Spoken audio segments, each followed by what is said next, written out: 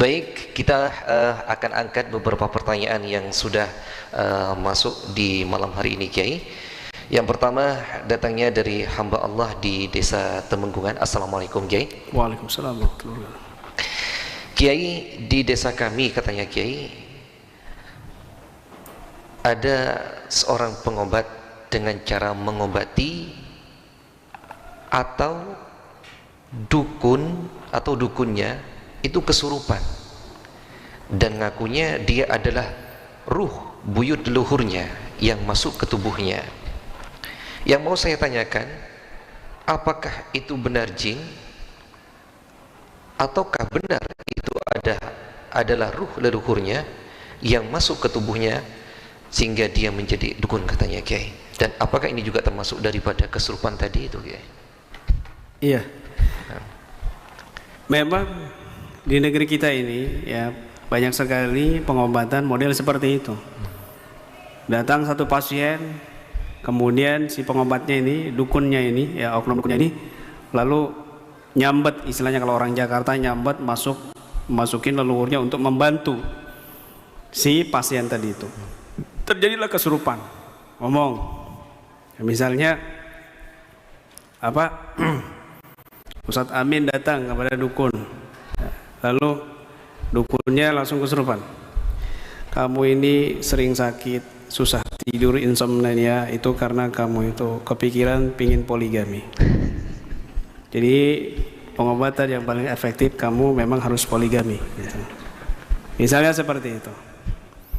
Nah, ini bagaimana pengobatan seperti ini? Apakah dibenarkan? Apakah betul itu leluhur yang datang ngaku misalnya saya ini Sunan Kalijaga? Kalau saya lihat dari muka kamu ini, kamu juga keturunan Sunan Kalijaga, gitu. Ya.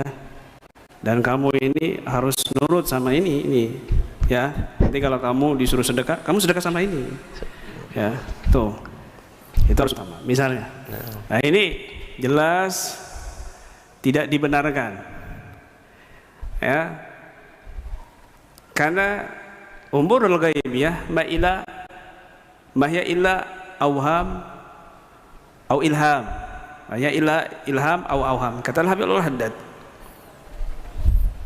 Perkara gaib itu cuma dua aja, ilham atau auham, dugaan.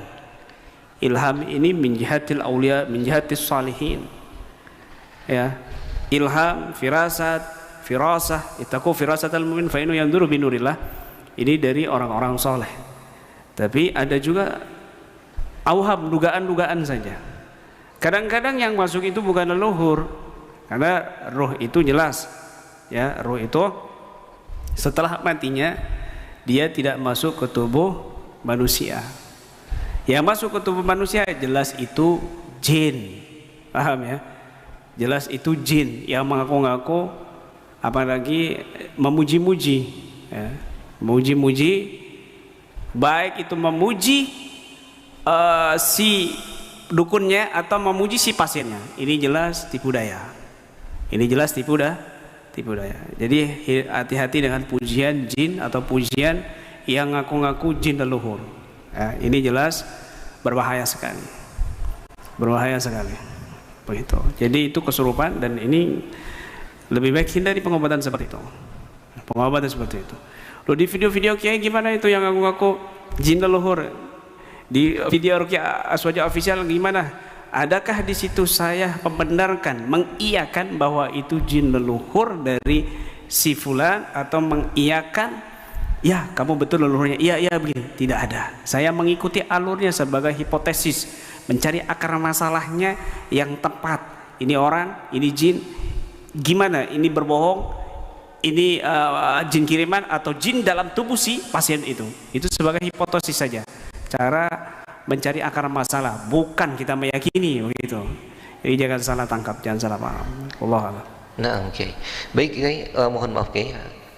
Setahu kami tentang masalah kesurannya ngamuk-ngamuk, Kiai, sehingga tidak terkontrol. Seperti tadi itu, Kiai, ketika orang itu kemasukan leluhurnya sehingga dia bisa mengontrol, itu termasuk daripada kesurupan.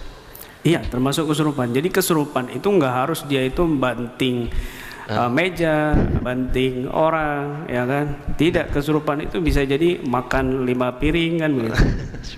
Ya kan? Kesurupan itu bisa jadi dia doyan kawin kan begitu. Dan macam-macam. Tidak sadar itu masukkan jin yang syahwatnya besar, genderuwo dan sebagainya, sehingga dia doyan kawin misalnya. Tapi jangan suudzon sama kiai dan ustadz yang poligami. Wah, ini kemasukan genderuwo nih, jangan. Begitu. Jadi ada maqalah dalam kitab Thayyibatul Mawaid bijam'i zubat fima min kalamil akabir min fawaid, ya. Dalam kitab Thayyibatul Mawaid Al-Habib Allah Haddad mengatakan la ilaha illallah Muhammadur Rasulullah, inna ahlaz zaman fi qulubihim syayatin walihada yadikuna bil julus fil masajid walihada yadikuna min qiraatil Qur'an wal julus fil masajid walaula dzalik madaku kaifa tara ila al masruq alladhi dakhala syaitan wa yagrahu fi wa qara'ata fil Qur'an kaifa yasih. Kama qala dalam kitab Thayyibatul Mawaid dikatakan penduduk zaman sekarang ini hati mereka ini penuh dengan setan. Sebab itu mereka ini sempit untuk membaca Al-Quran dan duduk-duduk di masjid. Enggak senang, enggak nyaman dia baca Quran, enggak enak dia baca Quran, dan duduk-duduk iktikaf di masjid enggak mau. Kenapa? Di hati mereka ada setan. Laula dzalik, kalau mereka enggak akan sempit hatinya untuk membaca Quran dan duduk di dalam masjid. Ala tara ilal masru, tidakkah engkau melihat kepada orang yang kesurupan? Kaif alladzi dakhalu syaitan. Ala tara ilal masru, tidakkah engkau melihat kepada orang yang kesurupan? Alladzi dakhalu syaitan, yang dimasuki oleh setan. Idza qara'ta 'alal Qur'an kaifa yasih. Ketika kamu baca Al-Qur'an, bagaimana dia teriak kesurupan. Nah, ini secara tersirat Al-Habib Al-Haddad menyatakan bahwasanya orang yang di dalamnya ada jin itu ketika dibacakan Quran dia yasi, teriak kesurupan begitu loh, histeria. Terus kita mau menyangkal, kenapa kok dibacakan doa-doa Quran ruqyah kok malah kesurupan? Lah, ini Allah dengan tegas menjelaskan kepada kita, ala tara ilal masru, tidakkah kamu melihat kepada orang yang masru, idza dakhala syaitan, ketika dia dimasuki oleh setan, idza qara'ta 'alaihil Qur'an kaifa yasih. Ketika orang yang kesurupan tadi itu, kemasukan jin tadi itu, bagaimana dia teriak. Nah, ini artinya di zaman beliau ini sudah nggak asing orang yang kesurupan itu dibacakan Quran, dia pasti kesurupan. Dia berteriak, kepanasan dengan bacaan Al-Quran begitu. Nah, oke.